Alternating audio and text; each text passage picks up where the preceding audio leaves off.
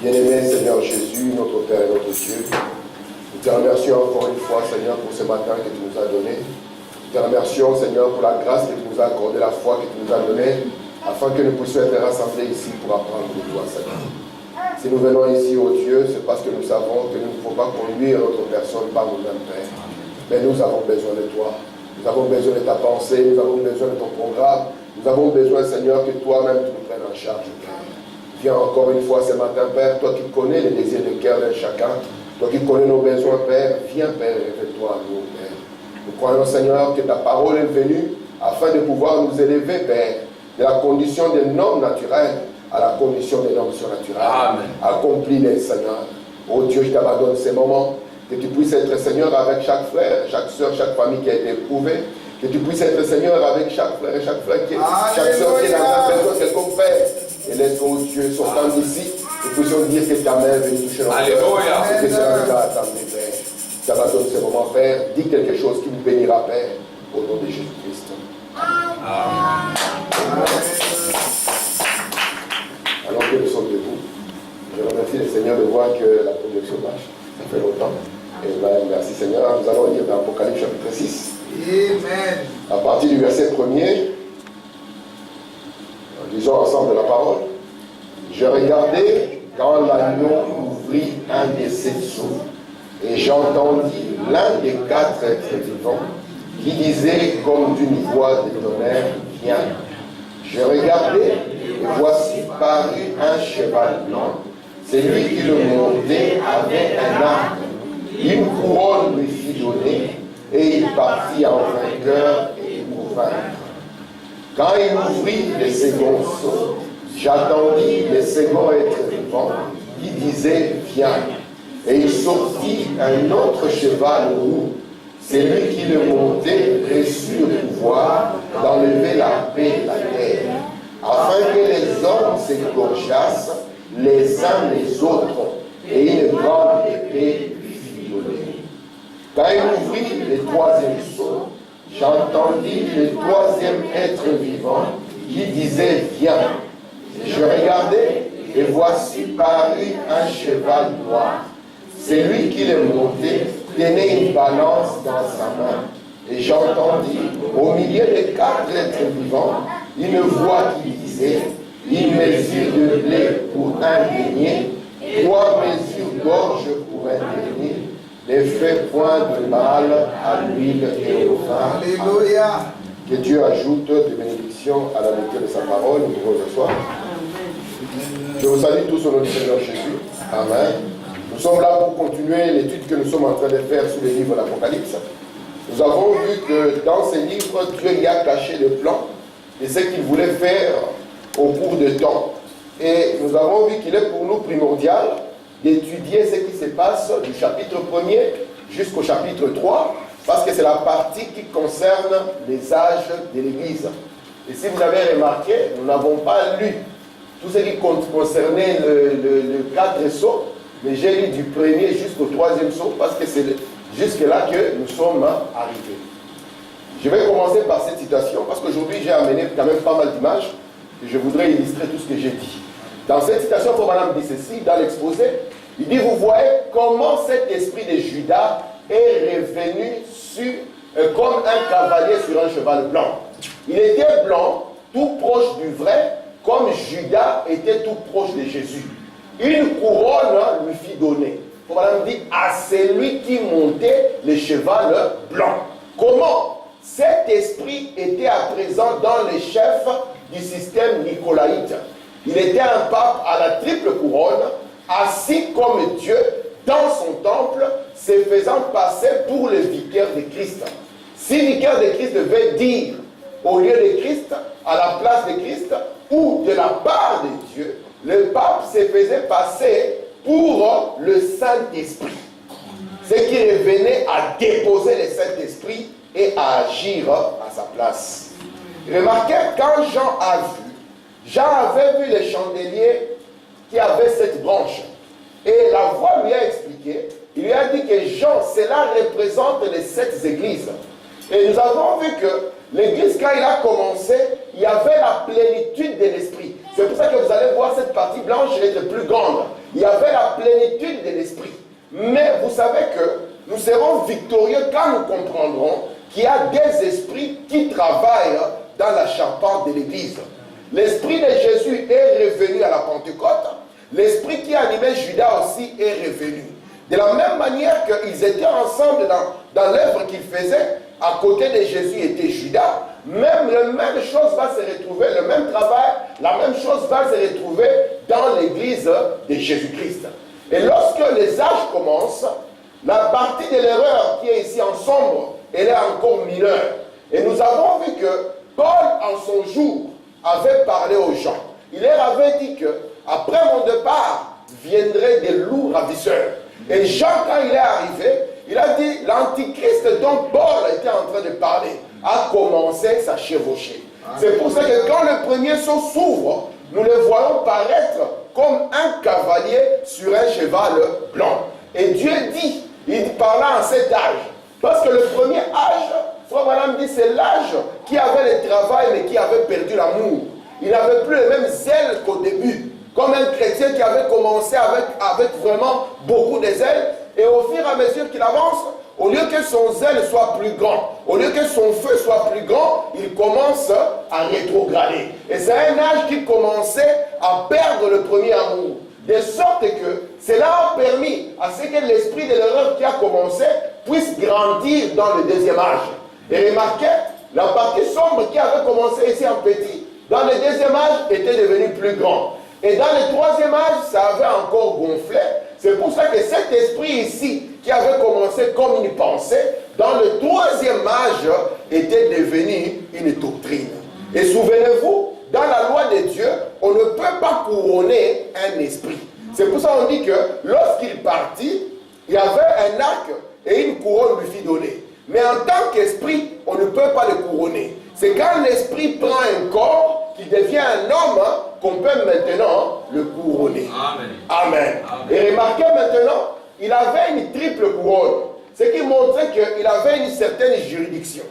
Lorsque je disais, les catholiques parlaient même de cette triple couronne eux-mêmes, ils disaient que ça représentait qu'il avait même l'autorité sur les rois de la terre. Et c'est ce que Jean avait vu. Jean avait vu que cette femme exerçait une certaine autorité.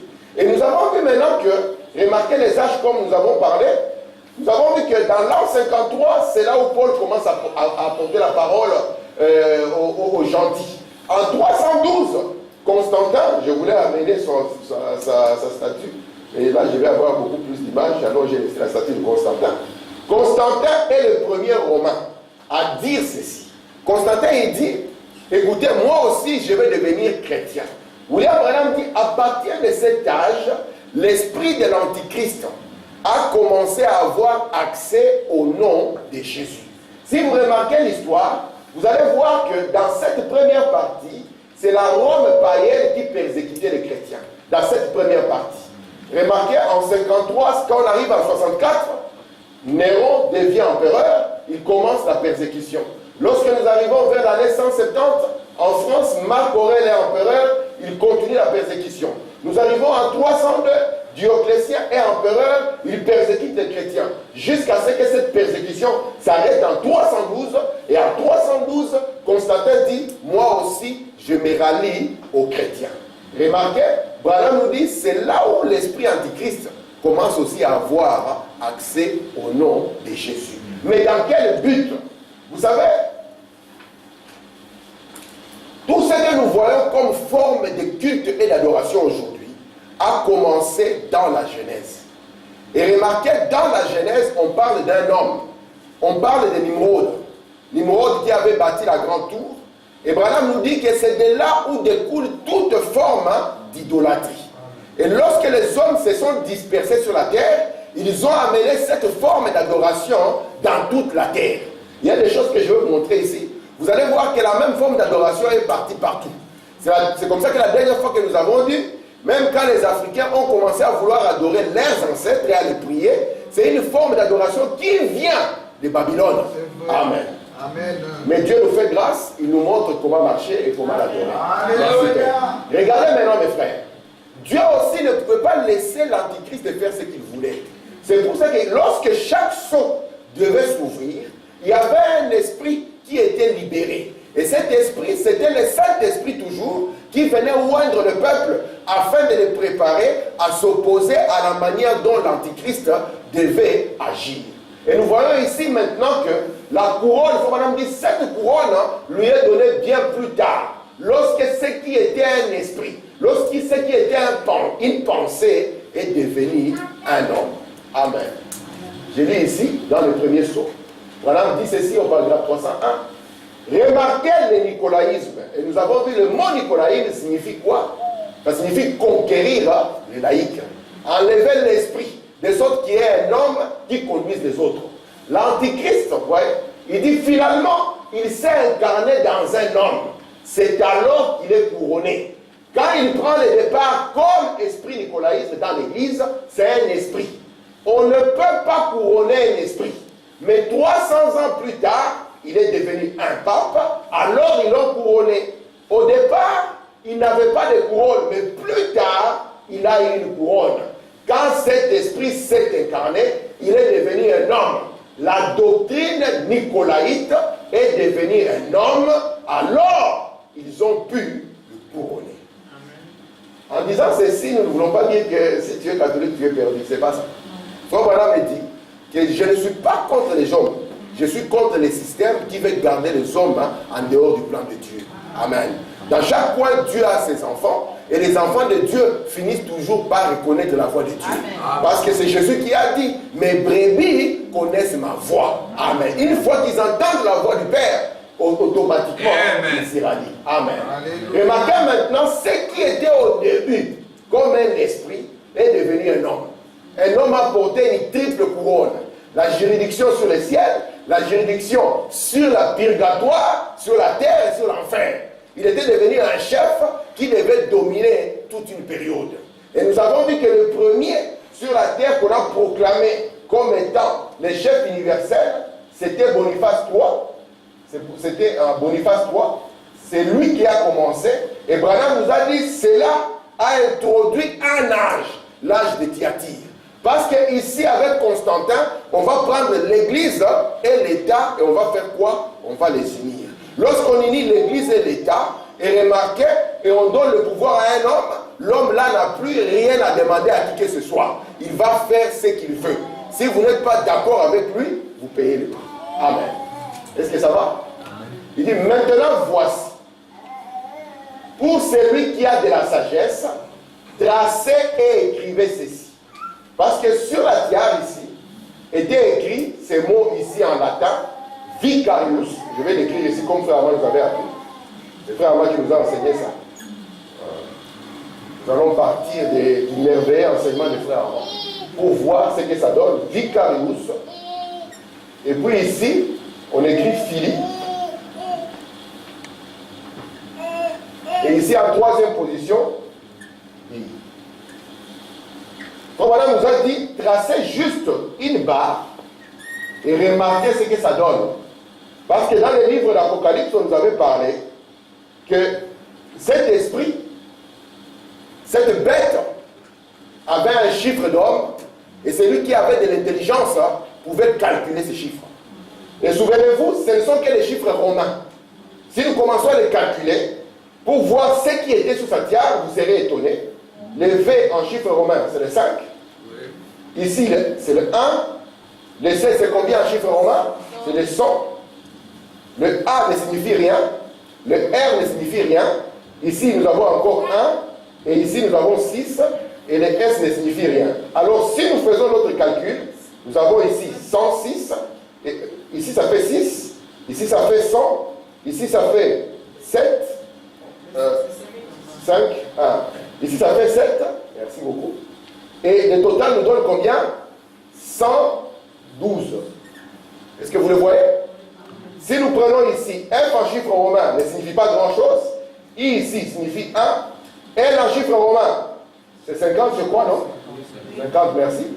Alors, I, c'est encore 1. Et ici, c'est encore 1. Et si nous faisons ici la sommation de tout, nous avons combien? 53. Lorsque nous arrivons ici, nous avons ici 500, chiffre 2. Elle ne signifie pas grand-chose en chiffre romain. Et ici, nous avons 1. De manière ici, nous avons 501. Donc nous prenons tout, 501, nous y ajoutons notre 53, et puis nous donnons encore 112. Vous serez étonné de voir que ici nous avons 6, 6 et 6. C'était ça que Branham, quand il est parti, avait vu sur la tiare, et il est venu vous dire. Parce qu'on avait dit, celui qui a de l'intelligence, qui a de la sagesse, sera capable de calculer cela. C'est pour ça que nous pouvons tracer et comprendre l'esprit qui est derrière, peu importe l'apparence qui est prise. Alléluia. Est-ce que ça va? Amen. Alors, un homme pouvait monter sur un trône et il pouvait être couronné. Mais c'était l'esprit qui avait commencé au début avec le but de dominer sur les gens. Et Branham nous dit, remarquez, c'était devenu un millénium. Parce que, comme toujours, les trônes et les couronnes ne sont pas apparentés aux anges. Ils sont apparentés aux êtres humains. Sauf qu'ici, c'est un faux millénium. Parce qu'au début, c'est l'antichrist. Alors ici, il devient un faux prophète pour produire encore un faux millénium. Les photos que je suis en train de montrer ici sont authentiques. Ce ne sont pas... C'est lui le dernier qui a porté publiquement la tiare. Parce que c'est lui qui est venu après lui. Ça c'est Pi 12. Après lui est venu Paul VI. Il a porté encore ces trucs, la tiare. Parce qu'à chaque intronisation, on leur donne la triple couronne. Mais Jean-Paul Ier, il a dit non, c'est trop. On s'habille comme des rois, on paraît comme avec beaucoup de richesses comme ça. Non. Il a dit non, on doit paraître comme des pauvres. Parce que Jésus était pauvre. Regardez maintenant, on continue. Faut madame dit dans les 4e saut. Au départ, en tant qu'antichrist, il était la mort pour commencer. Mais à l'époque, il était innocent. Ensuite, il a reçu une couronne, une triple couronne. À ce moment-là, Satan a uni son église avec l'État parce qu'il était alors la tête de deux. L'antichrist, c'était Satan sous la forme d'un homme.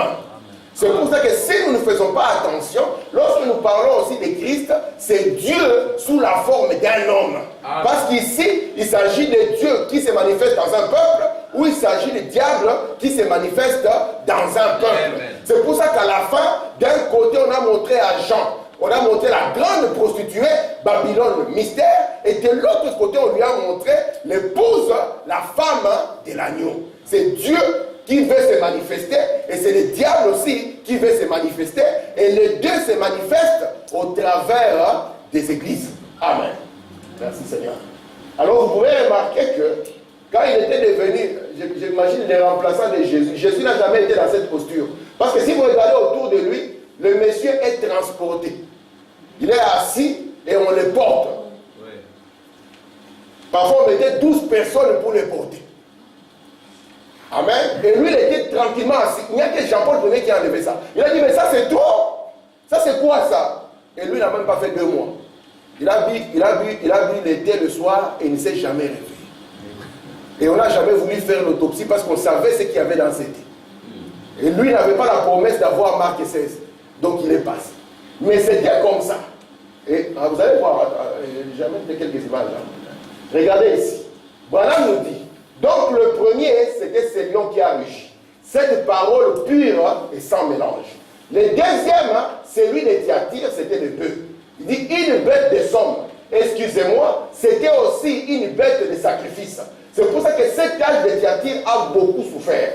Lorsqu'il a uni l'église et l'État, personne ne pouvait arrêter sa volonté. Ce qu'il devait faire, il le faisait et il n'avait rien à demander à personne. Il était parvenu à soumettre et les rois et les paysans. Tout le monde devait dépendre de lui. Amen. Vous reconnaissez ces messieurs? Je ne sais pas si c'est clair. C'est le roi belge. Ah. Jamais vous ne pouvez le voir dans cette posture devant quelqu'un. Mais il est arrivé, il devait s'agenouiller pour qu'on puisse lui mettre les mains. Cette photo, quand il est sorti ici, le Belge était écœuré. Mais parce que lui, il connaît la puissance de celui qui est en face de lui. Il connaît son impact. Amen. Parce que lui, il a eu le pouvoir sur les princes de la terre. Et il n'y a rien qui peut l'arrêter à part Dieu. Vous êtes avec moi? Amen. Ça, c'est le roi. Le jour où j'ai montré le roi aux enfants, ils ont dit, mais comment ça s'est fait? Oui, c'est le roi. Maintenant, le roi a trouvé son roi. Amen. Et je crois que Jésus n'est pas le roi de ce genre de royaume. Regardez. Dans le 4e sourate, Madame dit ici. Alors, vous pouvez donc, s'il arrive à unir son État et son Église, alors ce cavalier au cheval roux sera en mesure d'effectuer sa chevauchée sans entrave, sans que personne ne le stoppe. Nous voyons donc ici ce ministère qui se rattache à lui dans son Église et dans son État. Aujourd'hui, on dit toujours, en Belgique, vous voyez, l'Église et l'État ne sont plus ensemble. On a essayé de les séparer. Mais aujourd'hui, l'État n'a pas le pouvoir de bousculer l'Église. Amen. L'État n'a pas le pouvoir de bousculer l'Église. Parce que l'Église, dans ses archives, il y a tellement de scandales que si l'État, vous voulez dire que nous avons la force de nous y attaquer, ça serait grave. Amen. Le monsieur ici est tellement fort qu'il est arrivé même, il est parti dans un pays arabe, hein, ces jours-ci. Il a dit, c'est pour rapprocher tout le monde, pouvoir parler avec tout le monde. Et on l'a reçu comme un chef religieux. On dit, c'est la première fois qu'on peut recevoir ces messieurs dans un pays islamique. Il dit, je suis venu ici pour défendre les minorités. Les minorités qui sont ici, il ne faut pas les toucher. Il faut les laisser tranquilles. Amen. Merci Seigneur. La reine est derrière, elle s'est couverte la tête. Et elle a voulu devenir sainte. Alors que le papa est à genoux.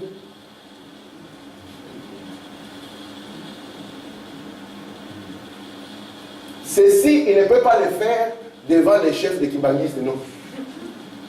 Si le roi belge y arrive, il ne le fera pas.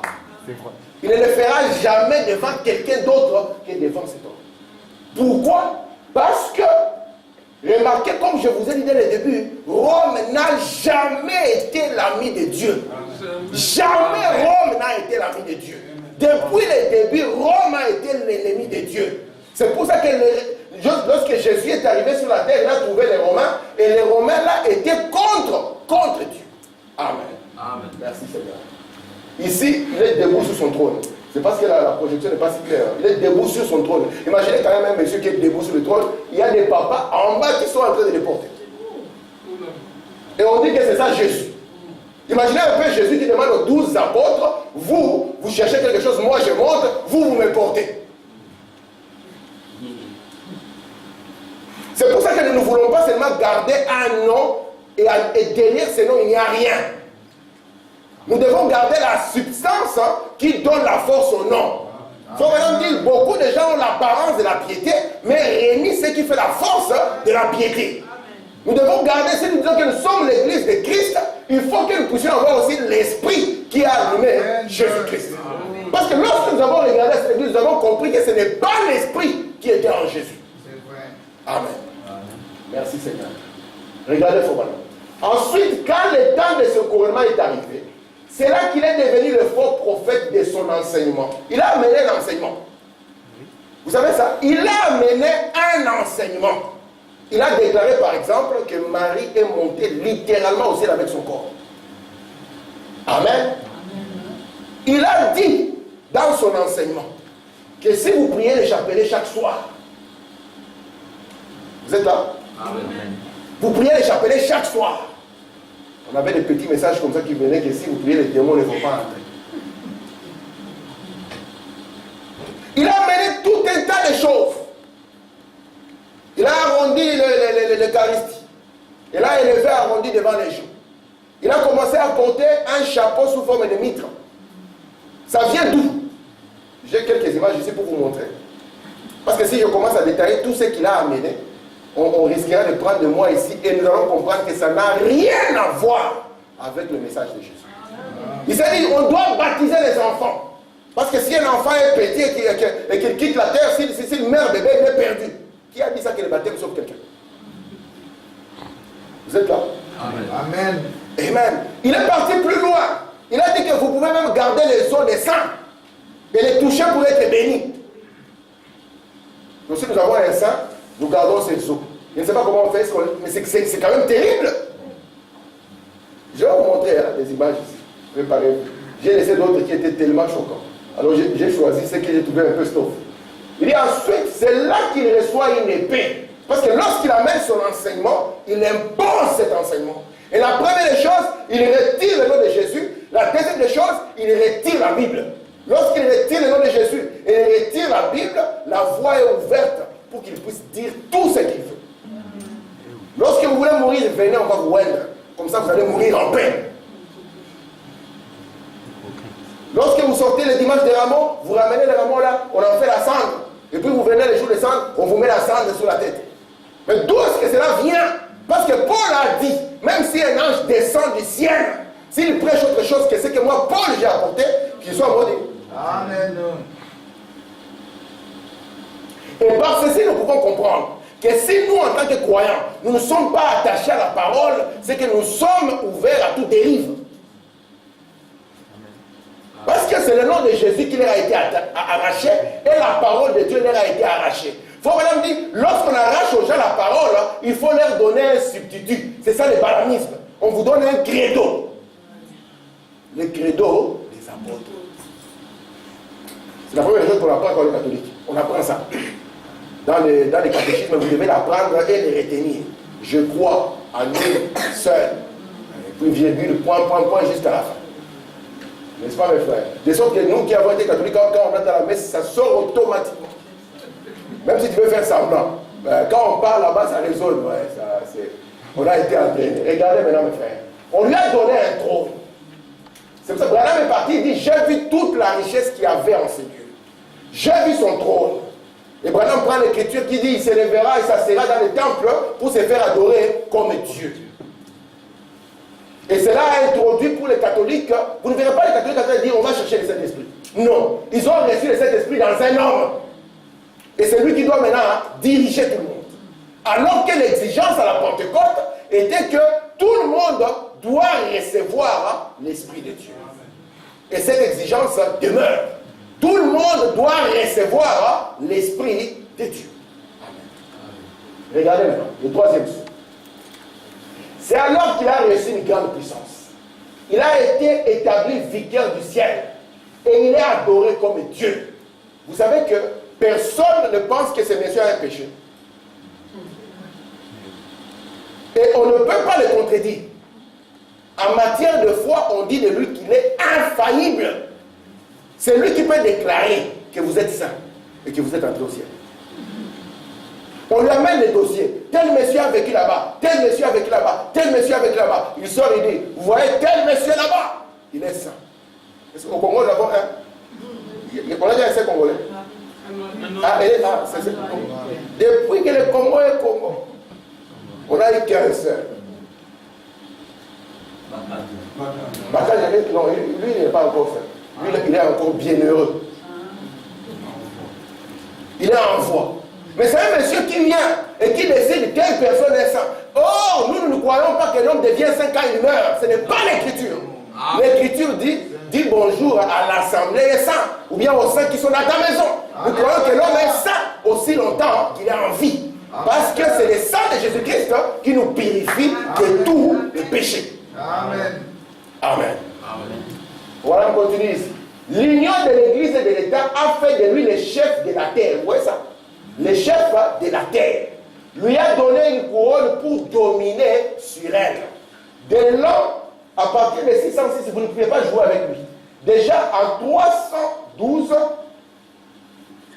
Constantin vient. En 325, on proclame une église.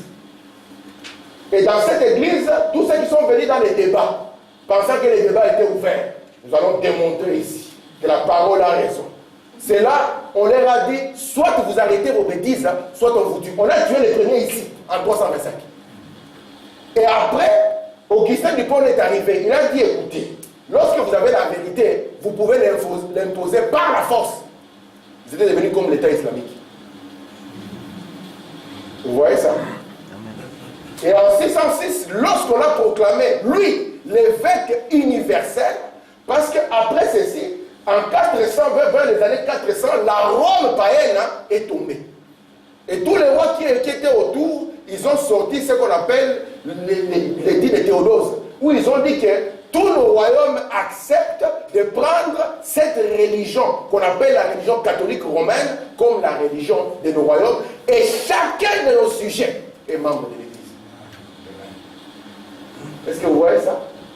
Merci Seigneur. Il faut vraiment dire ici. Il a en même temps une grande puissance pour tuer quiconque refuse d'adopter ses ordres. Qui va oser les contredire? L'Église ne peut rien dire. Il n'y a plus la Bible. Il en est le chef lui-même. L'État ne peut rien dire. Il en est le chef. C'est pour ça qu'ici en Europe, il pouvait dire tel roi, dehors. Tel roi, dehors. Personne ne pouvait le contredire. Et entre-temps, la vérité était pas partie. Ni t'étais Dieu, c'était la fin. C'est pour ça que Branham dit, dans l'âge de Thyatire, c'était la mort. La vérité avait disparu. Ce que le prêtre disait était la vérité. Et nous devons, nous, en tant que croyants du message, éviter d'avoir cette position-là. C'est pour ça que moi, je crois que nous tous, tels que nous sommes ici, nous avons le devoir de lire la parole de Dieu. D'étudier la parole de Dieu. De sorte que, parce que la foi vient de quoi? La foi vient de ce qu'on entend. De ce qu'on entend du prêtre? De ce qu'on entend du pasteur? Non. De ce qu'on entend de la parole de Dieu. Le Branham dit ici, comment viendrait la foi? Parce que la foi ne peut pas venir. La Bible avait disparu. Comment est-ce qu'il pouvait avoir la foi? Il ne pouvait que devenir esclave des églises. Amen. Et c'est la condition dans laquelle les gens sont devenus aujourd'hui. Esclaves d'un pasteur, esclaves d'une église. Quand l'église dérape, il dérape gentiment avec l'église. Alors qu'aujourd'hui, Dieu vous a donné tous les conseils et il a mis devant vous tout ce qu'il y a pour que vous puissiez manifester Dieu dans votre vie. Amen. Amen. Il faut vraiment dire, écoutez, je vais dire juste ce que je souviens pour gagner du temps. La foi catholique est un saint mort. Une Marie ou un certain mort qu'ils adorent. Nous n'adorons pas des morts. Vous comprenez ça? Amen. Nous n'adorons pas Sainte Cécile et tous ces différents saints. C'est du catholicisme, lequel est une forme élevée de spiritisme, de sorcellerie. Regardez. Vous avez vu ce qu'il a, non? C'est un crâne en fait. Ça c'est un crâne, c'est un crâne humain. C'est le même monsieur. Vous voyez comment il prie? Et tout, quand on emmène ça à l'église, tout le monde sait que les bénédictions de Dieu sont là. C'était le saint frère. Regardez dans la Bible. Quand un prophète était mort, les autres frères. Mais on n'avait pas exilé, on ne savait même pas qu'il était là-bas. Ouais. Et il les garde. Il les amène devant les gens. Quand quelqu'un parle de ta famille, on va te dire, prie-le pour qu'il t'aide. On dit, tu vois, ton père est parti. Tu peux les prier. Prier pourquoi? Quand moi j'étais déjà loin, lui il était en Afrique, moi j'étais loin, s'il y avait un besoin, s'il n'y a pas de téléphone, je peux, mais je vais le prier comment? Parce que la mort ne change personne. La mort ne vous divinise pas. Amen. Si vous étiez diable, vous demeurez diable. Parce que la mort de Judas, il est parti en son lieu. Branham dit, nous ne croyons pas qu'il faut prier les morts. Non. Les chrétiens d'avant, ceux qui nous ont apporté cette doctrine, les apôtres de Jésus n'ont jamais fait ça. Mais ceci, ça provient d'où? Ça provient de Babylone. Est-ce que ça va? Écoutez, voilà. Les morts sont morts. Ils sont dans la présence de Dieu. Ils ne peuvent pas intercéder. C'est très exact. Ce sont les spirites qui croient cela. Mais nous croyons que la Bible, nous ne croyons pas que la Bible enseigne une telle chose. Oui. Amen. Un prophète, il sait voir tout le monde. Il sait voir le monde visible et le monde invisible. La sœur Meda, un jour, a perdu sa maman. Elle a commencé à pleurer, à pleurer, à pleurer. Et Branham a regardé de l'autre côté, il l'a vu. Il dit, Meda, je vois ta maman, elle est ici. Il dit, mais je ne peux pas lui parler parce que c'est du spiritisme. Oui. Amen. Amen. Amen. Gloire à Dieu. Merci Seigneur. Amen. C'est pour ça que lorsque le jeune homme riche est parti, qu'est-ce que le jeune homme riche a dit? Le Seigneur, que je retourne, non pas pour moi Seigneur, pour parler seulement mes frères. Peut-être qu'il s'est retourné, il veut se repentir. Je ne vais pas moi aussi. Mais Jésus a dit, même si un mort retourne, qui oublie aujourd'hui que Jésus est ressuscité de mort? Ça a changé quoi? Amen. Il dit, mais ils ont la loi et les prophètes, ils ont la parole. Qu'ils écoutent la parole. Amen. Vous voyez ça? Amen. Ils ont la loi et les prophètes. Qu'ils écoutent cela. Merci Seigneur. Amen. Remarquez maintenant, c'est parce que je suis désolé de voir que ce n'est pas si clair que ça. Vous voyez un peu le chapeau qu'on porte à la fin. Frère, tu peux me diminuer la lumière ici pour qu'elle soit plus visible. Tu peux la lumière, ouais. Ici, oui. Cette partie ici, voilà. Ça c'est mieux. En attendant. Même là-bas aussi. Tu peux partout, voilà. Vous voyez un peu, dans les temps anciens, vous avez déjà lu dans la Bible, par exemple, on avait amené l'arche de l'alliance dans les temples de Dagon. Vous avez entendu ce mot dans la Bible, non? Dagon. Et Dagon, dans les temps anciens, c'était le dieu poisson. Et le dieu poisson, même Frère Branham a parlé de Jonas à Ninive, qui a été avalé par le poisson, parce que le peuple là-bas adorait le poisson. Et quand ils ont vu un homme sortir de la bouche du poisson, ils ne pouvaient que l'écouter parce qu'il est sorti de la bouche de leur Dieu. Et dans les temps anciens, les prêtres de Dagon, qui est une religion qui vient de Babylone, étaient représentés comme ça, avec la bouche du poisson à leur tête et le corps qui les couvrait. Ah, c'est une vieille religion venant de Babylone et que nos amis ici nous ont reproduit. Si vous voulez dire, mais ce truc que tu mets sur la tête vient d'où? Comprenez ça? Amen. Amen. Remarquez, je remonte simplement pour montrer qu'une fois que la Bible est enlevée, on va mettre des credos et on va vous faire croire à n'importe quoi. Regardez ici, dans l'exposé de cette partie, ça sera intéressant cette partie. Vous vous souviendrez que j'ai parlé dans l'âge de Pergame du concept babylonien de la mère et du fils, connu sous le nom de Sémiramis et de Nimus, qui étaient devenus Cybèle et Deus en Asie, présentaient côte à côte. Les attributs de ces deux personnages sont particulièrement révélateurs.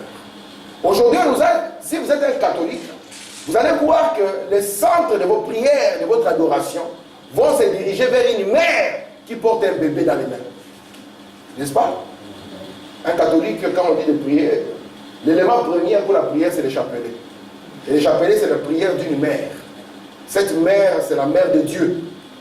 N'est-ce pas? Et cette mère de Dieu, elle est miséricordieuse. Elle est compatissante. Elle peut parler à l'enfant. Et l'enfant peut vous répondre.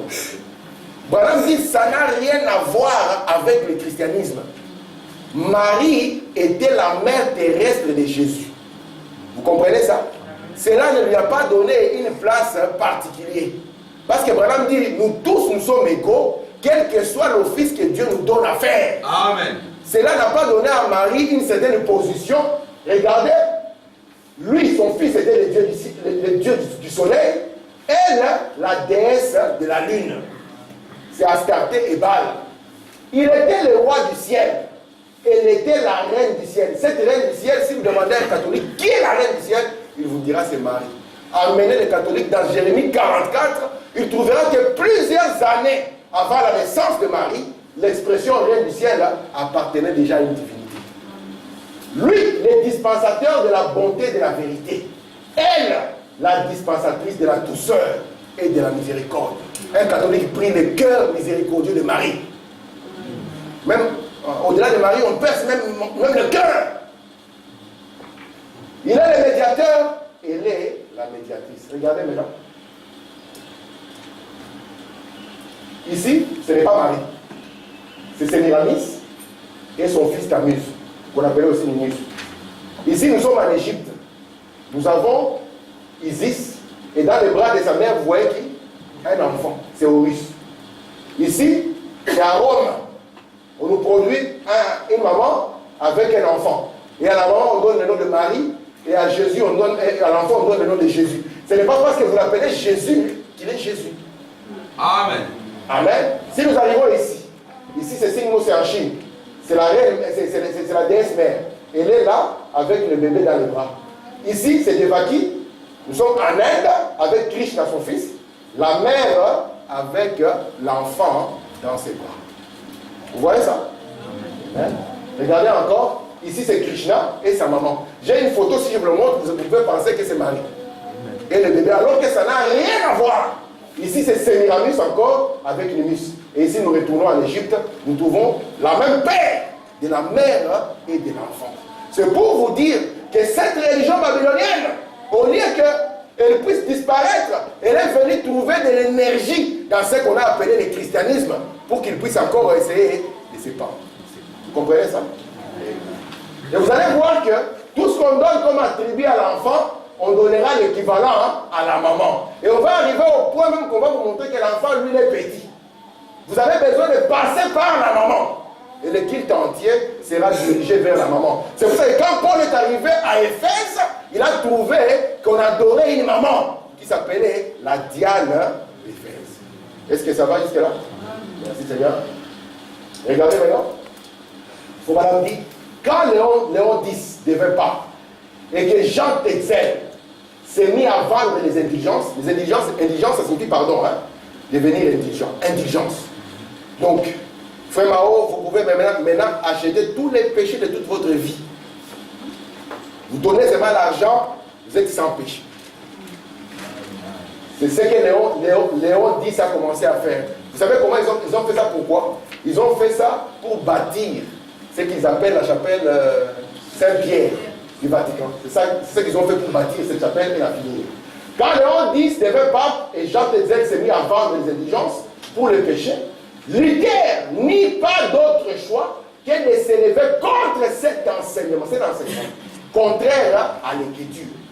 Tout d'abord, il s'y opposa violemment dans cette prédication, puis il écrivit ses 95 thèses qu'il afficha à la porte de l'église du château de Wittenberg, et c'était le 31 octobre 1517. Donc si vous voyez aujourd'hui, nous n'avons fait que rendre l'image par rapport à tout ce que nous avons appris auparavant. Amen.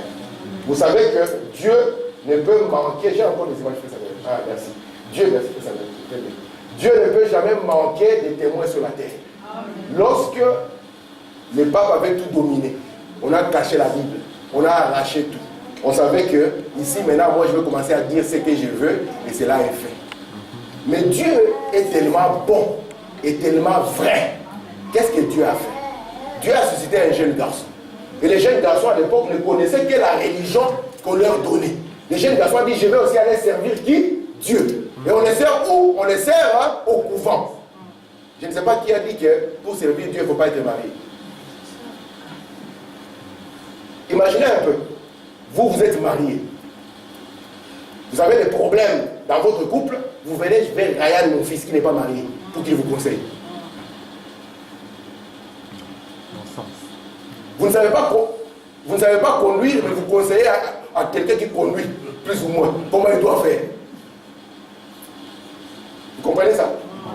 On a dit que pour servir Dieu, vous ne pouvez pas être marié. Or, Paul avait dit que si vous devez avoir une charge, amen, d'évêque, même de diacre, il faut d'abord qu'on voie comment vous conduisez votre propre maison avant de pouvoir conduire la maison du Seigneur. Parce que si vous ne savez pas conduire votre propre maison, comment est-ce que vous allez conduire la maison du Seigneur? Amen. J'ai un ami qui m'a envoyé un message cette semaine. Il m'a dit, alors il a dit, si vous êtes luthérien, votre religion a commencé à telle date. Vous êtes wesleyien et tout ça. Il dit, mais nous les catholiques, nous avons commencé avec Pierre. Moi je lui dis, mais ça c'est un mensonge. Il dit, tu ne connais pas ton histoire. Et le monsieur jusqu'aujourd'hui il est très troublé. Ce que je lui ai envoyé, il a dit, mais c'est vrai ça, mais tu es en train de lire que c'est historique, tu peux aller le vérifier. Je dis, mais vous dites que Pierre, on dit que Pierre était le premier pape, n'est-ce pas? Mais Pierre était marié. La Bible nous le dit. La Bible nous dit que Jésus a prié pour la belle-mère de Pierre. Comment se fait-il que vous qui avez suivi le chemin de Pierre, vous dites aux gens, il ne faut pas être marié? Et ça a des dérives incroyables. Au point même qu'ils ont dit qu'ils vont commencer à faire des tests ADN pour trouver les enfants des prêtres. ils trouveront tout un continent. Amen. Amen. Et comme la pédophilie avait tellement exagéré chez eux, et on trouve que le monde aujourd'hui, si vous faites une bêtise, dans une minute, il peut parcourir la terre entière. Alors le monsieur qui est en place, il a dit trop, c'est trop. C'est lui qui ose. On va les dénoncer. Et d'ailleurs, si vous savez que vous êtes dans l'état, dénoncez-vous vous-même. On ne vous protège plus. Il y a eu des orphelinats en Europe ici, où on a déposé les enfants. En Irlande, on a découvert des fosses communes de plus de 800 bébés. Une église qui était censée représenter Jésus. En Afrique, ils sont venus établir les lois de la colonisation. C'est pour ça que quand le frère a chanté, je n'étais pas connu par une colonisation, nous avons tous dit Amen. Amen. Mais tu t'es révélé à nous par un prophète majeur, nous avons dit Yes sir. Parce que nous avons vu en Afrique, vous allez voir, le bureau de police n'est pas loin de l'église.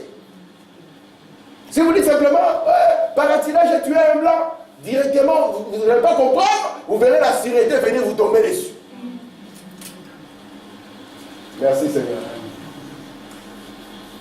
Ici, nous avons le moine Tetzel, c'est lui. Il est le seul qui a essayé de dire qu'il va répondre aux thèses de Luther. Et si vous regardez sur sa main, vous voyez ce qu'il a? Il a la boîte d'argent. Et lui, il disait déjà qu'au purgatoire, les catholiques ne pensent pas que le purgatoire c'est un endroit tranquille, non. Le purgatoire c'est l'antichambre de l'enfer. Il y a déjà des flammes là-bas. Un peu de flammes. Alors lui il disait que quand vous mettez une pièce, votre bol, c'est la phrase qu'il a rendue célèbre, et qu'elle tombe là-dedans, elle fait les petits bruits là. Vous voyez quand la pièce de monnaie tombe et fait les bruits, c'est là automatiquement projette l'âme de votre bien-aimé du purgatoire vers le paradis divin. Est-ce que Pierre a prêché cela? Est-ce que Paul a prêché cela? Je vous pose la question. Mais là aujourd'hui, combien de gens croient encore au purgatoire? Pourquoi? Parce que la Bible a été mise. Regardez ici. Madame dit, la parole de Dieu est l'état inaccessible. Qui aurait pu connaître la vérité?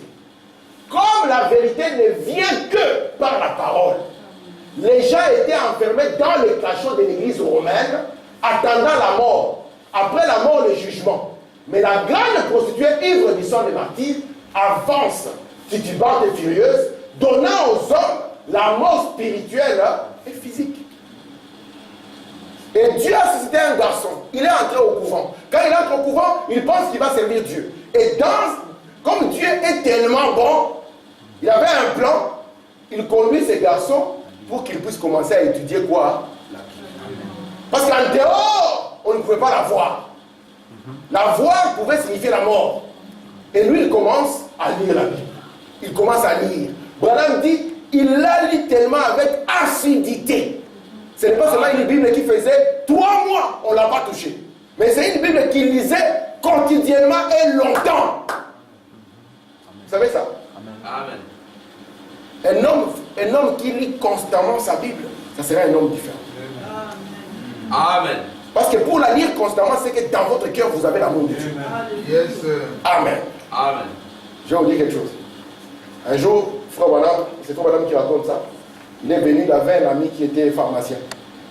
Et cet ami-là, il a dit, frère Branham, il n'y a qu'à toi que je peux raconter ceci.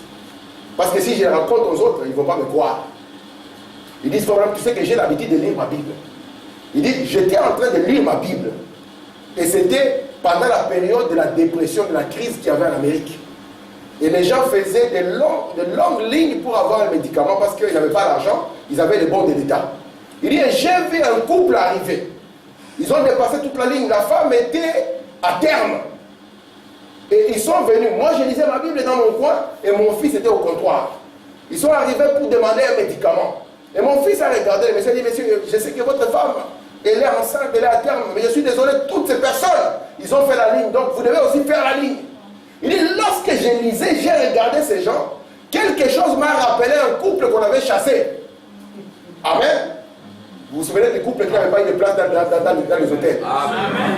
Il dit, lorsque l'homme voulait partir, j'ai dit, messieurs, attendez, donnez-moi votre bon. Il dit, j'ai pris le bon. Je suis parti pour prendre les médicaments qu'il voulait. Il dit, frère madame, lorsque je suis revenu, j'ai déposé. Il dit, il a levé la tête. Et c'était ce monsieur. Il dit, c'était exactement le Seigneur Jésus. Pourquoi? Il lisait la Bible. Frère madame dit, lorsque nous parlons de lui, il vient. Frère madame dit, ce qu'un homme lit, cela taille sa personne. Ce que nos enfants lisent forment leur personne. Surtout en ce jour où il n'y a plus de censure. Branham dit, à l'époque, nous quand on était enfants, pour voir même les mollets d'une femme, c'était impossible. Aujourd'hui, il n'y a plus rien qu'on peut apprendre à un enfant. Il n'y a plus rien, il connaît même plus que les parents. Alors si nous ne les amenons pas à lire la Bible, d'où viendra la foi? Parce que la foi vient de ce qu'on entend. Ce qu'on entend de la parole de Dieu. Branham dit, la Bible n'est pas un vieux livre, non. Si le monde était bâti sur ces livres, on aurait la différence. Et si nos familles sont bâties sur les livres, on aura cette différence. Si l'église est bâtie sur ces livres, il y aura la différence. Ce monde est dans cet état parce qu'on a mis la Bible de côté. Et l'église ici était dans cet état parce que la Bible avait été mise de côté. Amen. Alors lorsque nous arrivons à un endroit où on met la Bible de côté, nous devons nous lever comme Martin. Amen. Dire ça, ce n'est pas biblique. Amen. Pour que tu travailles ici, voici comment tu dois t'habiller. Oui, c'est bien. Est-ce que c'est biblique? Amen. Amen. Parce que notre Dieu.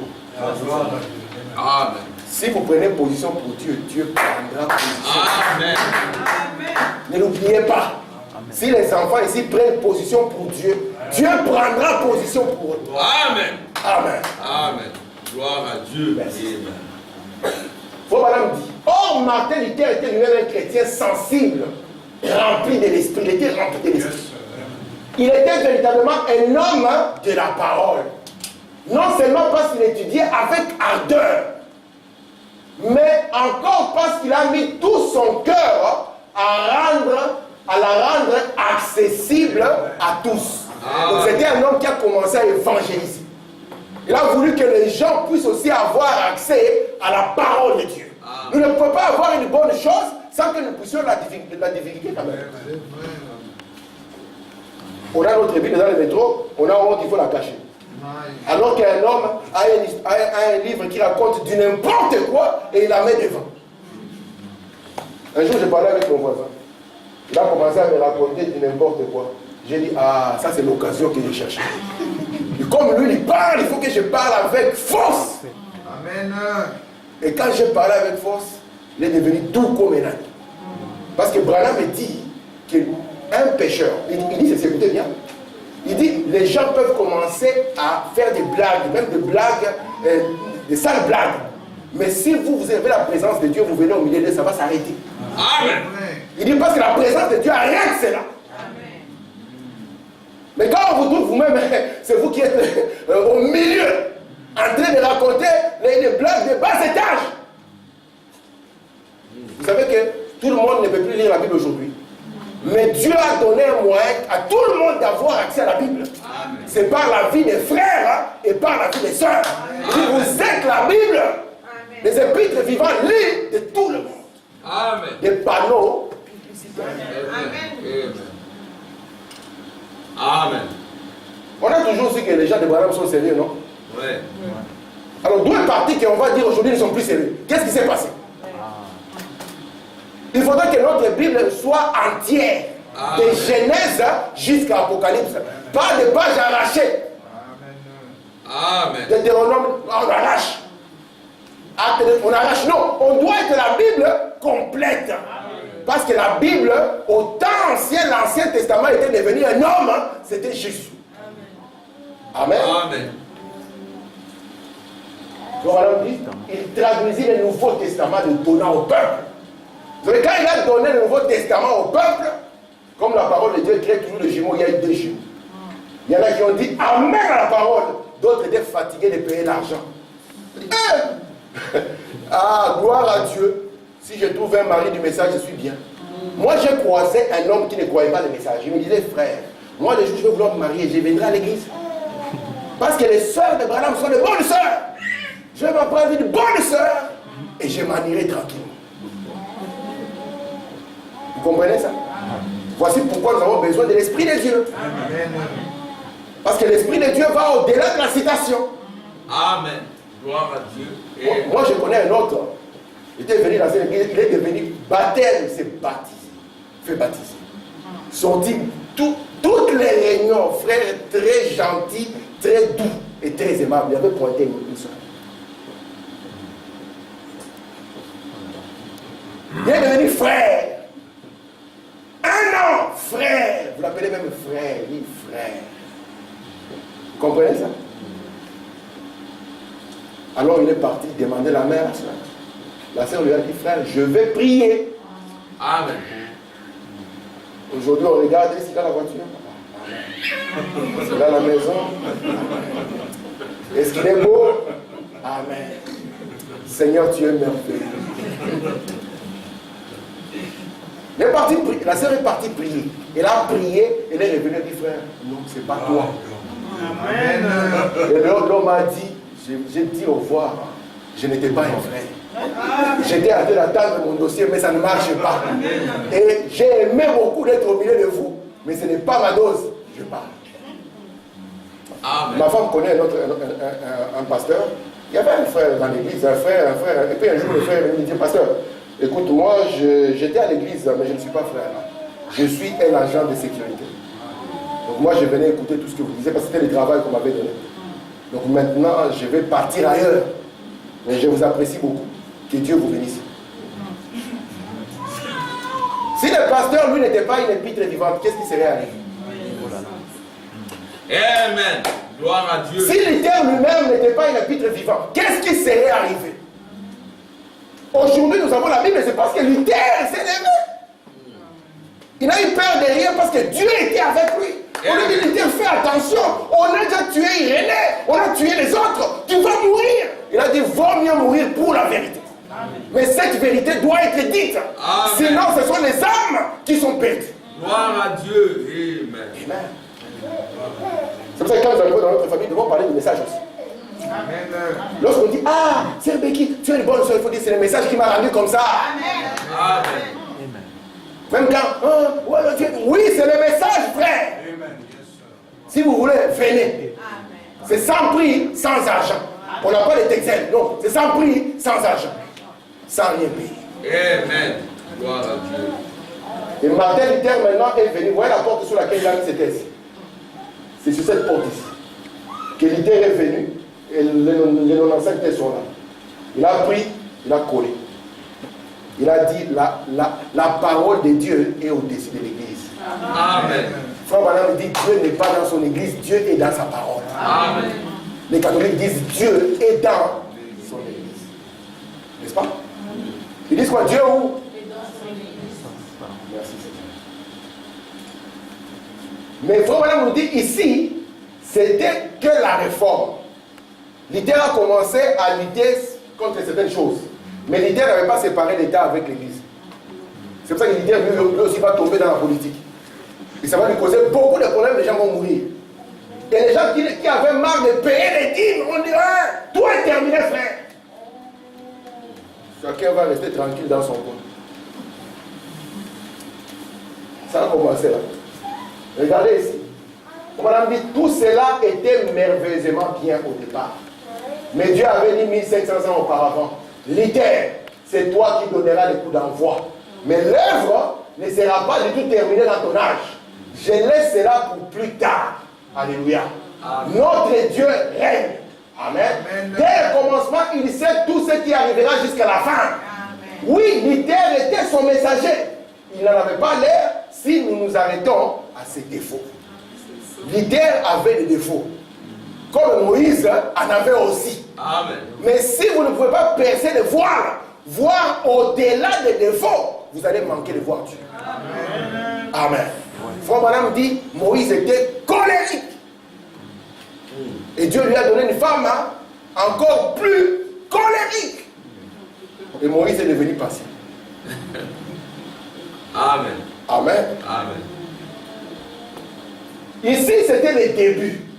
Ici, c'est comme quand un frère dit, je viens au Seigneur. Oui, mes frères, quand vous venez au Seigneur, sachez que Jésus accepte de vous prendre tel que vous êtes. Amen. Mais ne restez pas tel que vous êtes. Amen. Vous devez faire un pas vers lui. Très bien. Parce que Jésus a regardé cette femme. Il a dit, femme, il a regardé, où sont ceux-là qui t'ont condamné? Tout le monde a fui. Il a dit, moi aussi, je ne te condamne pas. Il n'a pas dit, rentre dans ce que tu étais. Non. Il dit, va, mais ne pêche plus. C'est pour ça que quand Jésus même priait pour quelqu'un, il lui disait, tu es guéri, ta foi t'a guéri, va et ne pêche plus. En d'autres termes, deviens un croyant pour garder ta guérison. Deviens un croyant pour garder ton salut. Deviens un croyant pour garder ton témoignage. Amen. Gloire à Dieu. Très bien. Amen. Jésus ne rejette personne. Mais il veut que quand tu viens, tu es sale, qu'il puisse te laver par l'eau de la parole. Amen. Parce qu'il veut que, si hier il y avait Sarah, il veut qu'aujourd'hui ça puisse être toi. Amen. Si hier on a parlé de Rebecca, aujourd'hui c'est ton jour. Amen. Aujourd'hui c'est ton tour. Amen. Très bien. Vous savez pourquoi nous avons des noms comme par exemple Frère Benjamin, hein? Benjamin. Ça vient d'où ça? Benjamin. C'est parce qu'il y a un homme qui a vécu, non? Amen. Et cet homme s'appelait comment? Benjamin. Lorsque nous remontons, nous trouvons que c'est le fils de qui? C'est le fils d'Israël. Amen. Benjamin. Nous trouvons par exemple Ryan. Ryan, c'est un homme qui a vécu. Nous trouvons qui? Neville. Nous trouvons William. Amen. Vous voyez ce que j'ai fait? J'ai quitté les temps anciens, je suis revenu dans ce temps. Pour vous montrer que la parole de Dieu peut susciter des gens et ils vont devenir des modèles pour une autre génération. Amen. Quand un père appelle son fils Benjamin, c'est qu'il a regardé le caractère dans Benjamin. Il a dit, j'aimerais que mon fils soit comme Benjamin. Très bien. Branham a prêché sur Joseph. Il a dit, dans la Bible, tous les prophètes ont toujours des défauts. Il dit, mais lorsque je vais regarder à Joseph, je ne trouve aucun défaut. Il dit, oh Seigneur, Joseph, c'est un homme merveilleux. Et Dieu vient, il lui dit, je te donnerai un enfant. Tu l'appelleras Joseph. Les amours. C'est Amen. ça qu'on dit, les noms ont des influences. Très bien. Amen. Parce que les gens ont porté ces noms, ils ont laissé un témoignage. Très bien. Luther, il n'a pas eu le nom de Martin pour rien. Parce qu'avant lui, nous avons vu qu'il y avait un autre qui s'appelait Martin. Et c'était un messager. Et son père a dit, ah, cet homme a fait un travail. Prenons son nom, donnons-le. Amen. Et aujourd'hui, nous avons le nom de Jésus. Amen. Amen. Que nous devons tous porter. Amen. Me donnez 3 minutes, je vais finir. Merci Seigneur. Amen. J'ai amené d'autres images, peut-être que les images prochaines, je vais les amener. Vous allez voir les dieux de Père, barbu. Vous serez choqués? Dieu le Père dans sa barbe. Et lorsque je vais vous amener chez les hindous, vous allez voir aussi leur Dieu le Père, aussi barbu. Et on va se poser la question, qui a copié? Amen. C'est pour ça que nous, dans le message, nous n'avons pas à copier les gens du bureau. Amen. Amen. Je le dis même pour nos soeurs. Nous n'avons pas à copier les gens du dehors. Non. Vous ne pouvez pas être bien et vous copier quelqu'un qui est dans la boue. C'est que vous avez un problème. C'est que Alléluia. vous ne comprenez rien, vous êtes un amnésique. Amen. Amen. Gloire. Si vous êtes bien dans une position glorieuse, c'est quelqu'un maintenant qui doit vous copier. C'est pour ça que nous voulons que nos enfants copient ces noms, parce que c'était des gens qui étaient dans une bonne position. Si nous avons un frère qui a un enfant, comment s'appelle l'enfant? Elvis Presley. Frère, on fait quoi? On le consacre, mais on va dire non. On va consacrer les bébés, mais ces noms-là, on va dire non. Enlève ça. Alléluia. Amen. Tu as un enfant, on l'appelle Ben Laden. Tu vas refuser. Pourquoi? Parce que tu ne voudras pas que l'influence là puisse venir sur ton enfant. Très bien. Et aujourd'hui, nous sommes en train de laisser des empreintes de pas, n'est-ce pas? Amen. Demain, on devait dire, je vais, cet enfant ici, je l'appelle Frère Mao. Ah, Frère Mao, oui, je l'appelle Mao. Pourquoi? Ce n'est pas Mao, c'est donc non, c'est un Mao avec qui nous avons vécu. Un frère dans la parole. Vous comprenez cela? Merci Seigneur. Amen. Ok. On a dit, j'aimerais pouvoir dire que l'âge de l'église de Sardes fut un âge de restauration et non un âge de réforme. Je ne peux pas. La parole ne l'appelle pas une restauration. Une restauration, c'est une résurrection. Regardez, ici, la première église, c'était l'église de la Pentecôte. Amen. La dernière église doit devenir quoi? L'église de la Pentecôte. Parce que ici, nous avons l'alpha. Et ici, nous avons l'oméga. Et le même Dieu qui est dans l'alpha doit être le même Dieu qui se manifeste dans l'oméga. Une semence, lorsqu'on la plante, si c'est du maïs dans l'alpha, ça sera du maïs dans l'oméga. Amen. Vous ne pouvez pas planter du maïs et récolter du blé.